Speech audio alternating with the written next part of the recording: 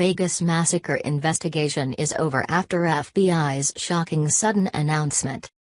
There's been very little recent talks about the massive shooting in Las Vegas.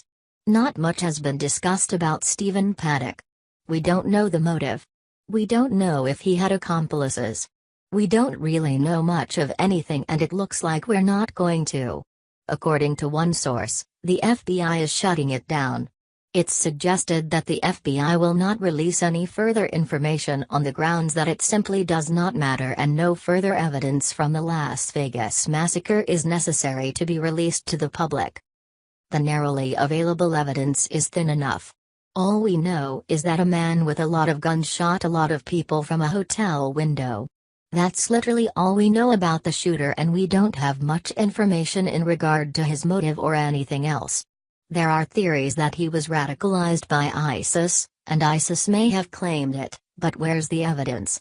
We have a missing hard drive, and his brother was accused of having some sick content on his computer, but what else is there?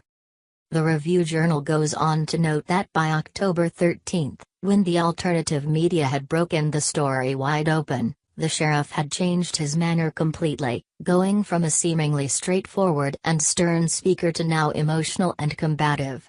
Keep in mind this was right around the time that outlets like the Daily Sheeple and IntelliHub, as well as independent reporters like Laura Loomer, were publishing explosive reports that proved that the sheriff and his FBI handlers were indeed lying to the American people. If we go by what your newswire suggests, then it appears like the authorities were slowly turning silent and not speaking much with the media or public in regards to releasing information on the massacre. The website suggests that law enforcement was lying to the public, but you have to wonder if they were informed to remain quiet or did so because there was actually just no further information to be had. Law enforcement won't have much to say if there's nothing to talk about, right? It is entirely possible that they simply don't have any other information, therefore they would obviously be quiet because there's nothing to say. It's also possible that forces well and above their realm of power have put a be quiet order on things and they're just following orders. Everything is open for discussion in regards to theoretical possibilities. There's plenty of answers that people are looking for and they just can't find the answers. The lack of information is what's driving people to conjure numerous conspiracy theories about the Las Vegas massacre, and the truth is that we just don't have the answers. Does someone have the answers? Maybe. We won't ever know unless someone finds some legitimate evidence to support any claims they're making. Conspiracy theories are fun, but they have to be taken with a grain of salt. We need to be sure we're not following a trend that leads us down a wrong path and we end up looking silly to our cohorts. On the contrary, some conspiracy theories could be turned into facts if someone would find real evidence to back up their claims. We need to be diligent in backing up our claims with facts and truth. We simply cannot follow the sheep, but we also can't be that stray sheep that's talking up a bunch of crazy things and wearing a tin hat. Stay somewhere in the middle and be open-minded to all possibilities. While theorists are out there hunting the truth and seeking deeply hidden or non-existent information, I'll be over here eating some leftover pineapple pizza. Just kidding, pineapple on pizza should be illegal. Your newswire posted this information, which they retrieved from a different website source that is available on their page. The silence from authorities has gotten so obvious that even local mainstream news outlets are sounding the alarm.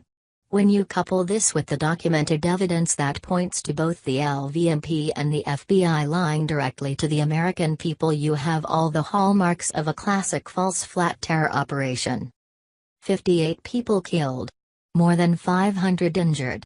And yet, nearly a month after the Las Vegas Strip experienced the worst mass shooting in modern American history, local and federal authorities are refusing to fill in the blanks, the Las Vegas Review-Journal reported.